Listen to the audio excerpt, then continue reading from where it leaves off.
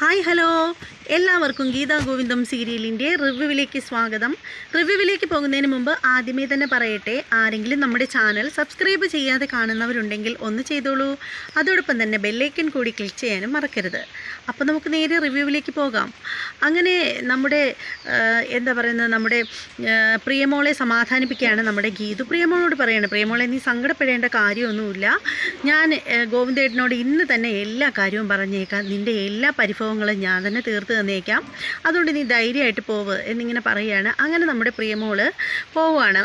അതേസമയത്ത് നമ്മുടെ ഗീതു ഗോവിന്ദിൻ്റെ ഫയലിനകത്ത് നിന്ന് വീണ പേപ്പേഴ്സുകളൊക്കെ ഒന്നൊന്നായിട്ട് പറക്കി വെച്ചു. അതിനുശേഷം ആ പേപ്പേഴ്സ് കയ്യിലിരിക്കുന്ന സമയത്ത് ഗീതു ആലോചിക്കുകയാണ്, കണ്ണേട്ടനിക്ക് എത്ര വയസ്സുണ്ടെന്ന് അറിയില്ലല്ലോ, എന്തായാലും പുള്ളിക്കാരൻ്റെ SSLC സർട്ടിഫിക്കറ്റിലൊന്ന് നോക്കിയേക്കാം, അതിൽ നോക്കുമ്പോൾ അറിയാമല്ലോ കണ്ണേട്ടൻ്റെ ശരിക്കുള്ള പ്രായം എന്നൊക്കെ വിചാരിച്ചിട്ട് ഒരു കൗതുകത്തിന് വേണ്ടിയിട്ട് നമ്മുടെ ഗീതു എന്ത് ചെയ്യുന്നു, ഗോവിന്ദിൻ്റെ SSLC സർട്ടിഫിക്കറ്റ് എടുത്ത് നോക്കുകയാണ്. നോക്കുമ്പോഴത്തേക്ക് അവിടെ കാണുകയാണ് നമ്മുടെ അമ്മയുടെ സ്ഥാനത്ത് വിജയലക്ഷ്മി സുബ്രഹ്മണ്യത്തിൻ്റെ പേര്. ഇത് കാണുമ്പോൾ നമ്മുടെ ഗീതു ആകെ ഷോക്കായി പോവുകയാണ്. പുള്ളിക്കാരത്തി വിചാരിക്കണം, ഈശ്വര, വിജയലക്ഷ്മി സുബ്രഹ്മണ്യം കണ്ണേട്ടൻ്റെ അമ്മയാണോ എന്നൊക്കെ ഇങ്ങനെ ടെൻഷനാവുകയാണ് ഗീതു ഉടനെ തന്നെ. ശരിക്കും ഗീതു ഒട്ടും പ്രതീക്ഷിക്കാത്ത ഒരു കാര്യമാണ് ആ സംഭവിച്ചിരിക്കുന്നത്. അങ്ങനെ നമ്മുടെ ഗീതു ആകെ അസ്വസ്ഥതയായിട്ട് ഇങ്ങനെ ഇരിക്കുകയാണ്. അതേ സമയത്തുണ്ടല്ലോ നമ്മുടെ വിജയലക്ഷ്മി ആണെങ്കിൽ ഇങ്ങനെ സങ്കടപ്പെട്ട് കരഞ്ഞ് ഇങ്ങനെ വല്ലാത്തൊരവസ്ഥയിലിരിക്കുകയാണ്. വിജയലക്ഷ്മി മകളോട് പറയുകയാണ്, മോളെ ഗീതുവിന് എന്നോട് എത്ര സ്നേഹം ഉണ്ടായിരുന്നെന്നറിയുമോ, അവൾക്ക് ഇപ്പോൾ എന്നോട് വെറുപ്പായി കാണും, എന്തായാലും ഞാൻ എത്ര സ്നേഹിക്കുന്നവരെല്ലാവരും എന്നിൽ നിന്നും അകന്നകന്ന് പോകുന്നതേ ഉള്ളൂ, ഇതെൻ്റെ കർമ്മദോഷമാണ് മോളെ, ഇതെൻ്റെ വിധിയാണ് എന്നൊക്കെ പറഞ്ഞിട്ട് നമ്മുടെ വിജയലക്ഷ്മി ഇങ്ങനെ ഇരുന്ന് സങ്കടപ്പെട്ടിരിക്കുകയാണ്. അപ്പോൾ നമ്മുടെ രഞ്ജു പറയാണ്, അമ്മ സങ്കടപ്പെടാതിരിക്കുക, ഇത് ഞാൻ ഇടപെടാം, എന്നിട്ട് ഞാൻ ഗീതുവിനോട് പറയാം, ഒന്നും അമ്മയുടെ കയ്യിൽ കുറ്റമല്ല എന്ന് പറയാം.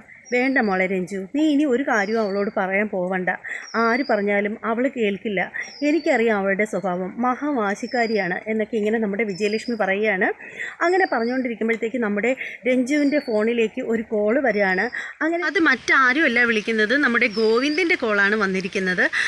പക്ഷേ നമ്മുടെ രഞ്ജു അത് എടുക്കുന്നില്ല. അപ്പോൾ രഞ്ജു പറയുകയാണ്, അമ്മയോട് പറയുകയാണ്, അമ്മേ രാവിലെ മുതൽ ഗോവിന്ദേട്ടൻ ഇങ്ങനെ വിളിച്ചുകൊണ്ടേ ഇരിക്കുകയാണ്, പക്ഷേ ഞാൻ ഇതുവരെയും ഫോൺ എടുത്തിട്ടില്ല, വിളിച്ച് കഴിയുവാണെങ്കിൽ ഏട്ടൻ ചോദിക്കും ഞാൻ എവിടെയാണ് നിൽക്കുന്നതെന്ന്, ഞാൻ ഇവിടെയാണ് നിൽക്കുന്നതെന്ന് അറിഞ്ഞു കഴിഞ്ഞാൽ ഏട്ടന് ദേഷ്യമാവും, അത് പിന്നെ ഏട്ടന് വലിയ സങ്കടമാവും, അതുകൊണ്ട് ഞാൻ എടുത്തിട്ടില്ല എന്നിങ്ങനെ പറയുകയാണ്. അപ്പോൾ അത് കേൾക്കുമ്പോഴത്തേക്കും നമ്മുടെ വിജയലക്ഷ്മി പറയുകയാണ്, ഇനിയിപ്പോൾ എന്താ ചെയ്യുന്നത് മോളെ, ഇങ്ങനെ ഗോവിന്ദ് ഇങ്ങനെ വിളിച്ചുകൊണ്ടിരിക്കുകയാണെങ്കിൽ നമ്മൾ എന്ത് ചെയ്യും എന്നൊക്കെ ഇങ്ങനെ പറയുകയാണ്. അപ്പോൾ ഉടനെ നമ്മുടെ രഞ്ജു പറയുകയാണ്, ഒരു കാര്യം ചെയ്യാമേ, ഞാൻ ഗീതുവിനെ വിളിച്ചിട്ട് ഗീതുവിനോട് ഇത് കൈകാര്യം ചെയ്യാൻ പറയാം, ഗീതുവിനാകുമ്പോൾ ഇങ്ങനെയുള്ള കാര്യങ്ങളൊക്കെ ബുദ്ധിപൂർവ്വം ഹാൻഡിൽ ചെയ്യാൻ അറിയാം, മാത്രമല്ല ഗോവിന്ദേട്ടനെ പറഞ്ഞു നിർത്താൻ ഗീതുവിനെ കൊണ്ട് നന്നായിട്ട് പറ്റും എന്നിങ്ങനെ പറയുകയാണ്. അത് കേൾക്കുമ്പോൾ നമ്മുടെ വിജയലക്ഷ്മി പറയുന്നത്, വേണ്ട മോളെ വേണ്ട, നീ ഒന്നും ഇനി ഗീതുവിനോട് പറയണ്ട, പറഞ്ഞാൽ ഗീതു അത് അംഗീകരിക്കില്ല, ഗീതു നല്ല വാശിയിലായിരിക്കും എന്നൊക്കെ ഇങ്ങനെ പറയുകയാണ് നമ്മുടെ വിജയലക്ഷ്മി. അങ്ങനെ നമ്മുടെ രഞ്ജു ഇങ്ങനെ അപ്പോഴത്തേക്ക് തീരുമാനിക്കുകയാണ്, വേണ്ട ഇനി ഒന്നും പറയുന്നില്ല എന്ന് വിചാരിച്ചിട്ട് ഇങ്ങനെ അമ്മയുടെ അടുത്ത് ഇരിക്കുകയാണ്. അപ്പോൾ ആ സമയത്തിന് അപ്പോഴത്തേക്ക് നമ്മുടെ വിജയലക്ഷ്മിയുടെ ഫോണിലേക്ക് ഒരു മെസ്സേജ് വരികയാണ്. അങ്ങനെ നമ്മുടെ വിജയലക്ഷ്മി അപ്പോൾ തന്നെ ആ മെസ്സേജ് എടുക്കുകയാണ്, മറ്റാരുടേതും അല്ല, നമ്മുടെ ഗീതുവിൻ്റെ മെസ്സേജാണ്. അത് മറ്റാരുമല്ല, ഒരു ഫോട്ടോയാണ് ഇട്ടിരിക്കുന്നത്. അതായത് ഗോവിന്ദിൻ്റെ SSLC സർട്ടിഫിക്കറ്റിൻ്റെ ആ ഒരു വിജയലക്ഷ്മിയുടെ പേര് എഴുതിയിരിക്കുന്ന ആ ഭാഗമുള്ള, അതായത് SSLC സർട്ടിഫിക്കറ്റിൻ്റെ ആ ഒരു കോപ്പി, അതിൻ്റെ ഒരു ഫോട്ടോ എടുത്ത് ഇങ്ങനെ ഇട്ടിരിക്കുകയാണ് വിജയലക്ഷ്മിയുടെ ഫോണിലേക്ക്. അപ്പോൾ വിജയലക്ഷ്മി ഇത് കണ്ടിട്ട് ആകെ ഇങ്ങനെ ഞെട്ടിപ്പോവുകയാണ്. വിജയലക്ഷ്മി പറയുകയാണ് രഞ്ജുവിനോട്, മോളെ രഞ്ജു, എല്ലാം അവൾ അറിഞ്ഞു കഴിഞ്ഞു, ദേ നോക്ക് എന്ന് പറഞ്ഞിട്ട് ഇങ്ങനെ രഞ്ജുവിനെ കാണിക്കുകയാണ്. അതിനുശേഷം വിജയലക്ഷ്മി സങ്കടത്തിലാണ്. വിജയലക്ഷ്മി പറയുകയാണ്, ഇനി എന്നെ ഗീതു ഒരിക്കലും അംഗീകരിക്കത്തില്ല, എന്നോട് അവൾക്കുണ്ടായിരുന്ന സ്നേഹം എല്ലാം പോയിട്ടുണ്ടാവും, ഇനി അവൾ എന്നെ ഒരിക്കലും സ്നേഹിക്കില്ല, ഞാൻ ഇനി എന്താ ചെയ്യുക എന്നൊക്കെ പറഞ്ഞിട്ട് ഇങ്ങനെ വിജയലക്ഷ്മി വിഷമിക്കുകയാണ്. അപ്പോൾ രഞ്ജു പറയുകയാണ്, അമ്മ വിഷമിക്കേണ്ട അമ്മ സമാധാനപ്പെടുക എന്നിങ്ങനെ പറയുകയാണ്. അപ്പോൾ വിജയലക്ഷ്മി പറയണം, മോളെ എൻ്റെ വിധിയാണിത്, നീ ഒരു കാര്യം ചെയ്യ്, ഇനിയിപ്പോൾ എന്തായാലും ഗീതു എന്നോടുള്ള പിണക്കം നിന്നോടും ചിലപ്പോൾ കാണിക്കും, അതൊക്കെ പോട്ടെ, എന്തായാലും ഇപ്പോൾ നിനക്ക് വേണ്ടത് അമ്മയുടെ സ്നേഹമോ വാത്സല്യമോ അല്ല, ഏട്ടൻ്റെ തണലാണ് ഇപ്പം നിനക്ക് ആവശ്യം.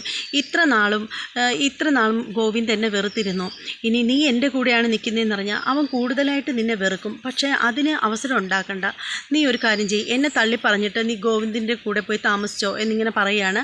അറയ്ക്കലേക്ക് പൊയ്ക്കോളാൻ പറയുകയാണ്. അപ്പോൾ രഞ്ജു പറയുകയാണ്, ഇല്ലമ്മേ ഇല്ല എന്ന് പറയുകയാണ്. അതേ അതേസമയം നമ്മുടെ വിജയലക്ഷ്മി ഇങ്ങനെ കുനിഞ്ഞിരുന്ന് ഇങ്ങനെ കരയുകയാണ്. അപ്പോൾ നമ്മുടെ രഞ്ജു അടുത്ത് ചെന്നിട്ട് ഇങ്ങനെ അമ്മയെ ഇങ്ങനെ ആശ്വസിപ്പിക്കുകയാണ്. അമ്മയെ ഇങ്ങനെ മാറോട് ചേർത്ത് ഇങ്ങനെ ചേർത്ത് നിർത്തി ഇങ്ങനെ സമാധാനിപ്പിക്കുകയാണ് രഞ്ജു. എന്നിട്ട് രഞ്ജു പറയാണ്, ഇല്ല അമ്മേ, ഏട്ടനും ഗീതുവും ഒക്കെ എനിക്ക് ഇപ്പോഴല്ലേ ഉണ്ടായത്. അതിന് എത്രയോ വർഷങ്ങൾക്ക് മുമ്പ് അമ്മയായിരുന്നു എൻ്റെ എല്ലാം. അതുകൊണ്ട് അമ്മയെ വിട്ടിട്ട് ഞാൻ ആരോടും പോവില്ല എന്നിങ്ങനെ പറയുകയാണ്. അപ്പോൾ വിജയലക്ഷ്മി പറയാണ്, ഇപ്പോൾ ഗോവിന്ദിൻ്റെ അമ്മയാണ് ഞാനെന്ന് മനസ്സിലാക്കിയതോടുകൂടി ഗീതുവിന് എന്നോടുള്ള പക ഇരട്ടിയായിട്ടുണ്ടാവും എന്നൊക്കെ പറയുകയാണ്. അപ്പോൾ അങ്ങനെ അതിനെപ്പറ്റിയൊക്കെ ഇങ്ങനെ പറഞ്ഞ് അമ്മയും മോളും കൂടി ഓരോരോ കാര്യങ്ങൾ പറഞ്ഞ് ഇങ്ങനെ സങ്കടപ്പെട്ടുകൊണ്ടിരിക്കുകയാണ്. അപ്പോഴത്തേക്ക് തിരിഞ്ഞു നോക്കുമ്പോൾ നമ്മുടെ ഗീതു അവിടെ വന്ന് നിൽക്കുകയാണ്.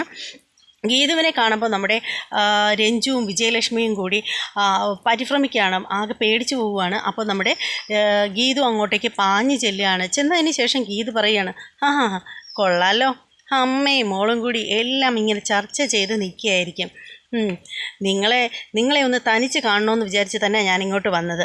പക്ഷേ തനിച്ച് കാണാൻ പറ്റില്ലല്ലോ, ഇവളും ഇവിടെ തന്നെ ഉണ്ടല്ലോ എന്നിങ്ങനെ പറയുകയാണ്. അതിനുശേഷം ഗീത പറയണം, നിങ്ങളെപ്പറ്റി ഞാൻ വിചാരിച്ചതെല്ലാം വെറുതെ ആയിപ്പോയല്ലോ. ചുമ്മാതെയല്ല കണ്ണേട്ടൻ പറയുന്നത് നിങ്ങളെ വിശ്വസിക്കാൻ കൊള്ളില്ലെന്ന്. ഇത്രയും നാൾ ഞാൻ നിങ്ങളുടെ അടുത്ത് എന്തൊക്കെ ചോദിച്ചു. ബാംഗ്ലൂർ വെച്ച് തുടങ്ങിയതാണ് ഞാൻ നിങ്ങളുടെ പിന്നാലെ നടന്നുള്ള ഓരോരോ ചോദ്യങ്ങളും പറച്ചിലുകളും. പക്ഷെ അപ്പോഴൊക്കെ നിങ്ങൾ എന്താ പറഞ്ഞത്? നീ കണ്ടുപിടിക്കുക എന്നൊക്കെ പറഞ്ഞ് നിങ്ങൾ ഒഴിഞ്ഞു മാറുകയായിരുന്നു. എന്നിട്ട് ഇപ്പം നിങ്ങൾ എന്നോട് ആവശ്യപ്പെട്ടത് എന്താണ്?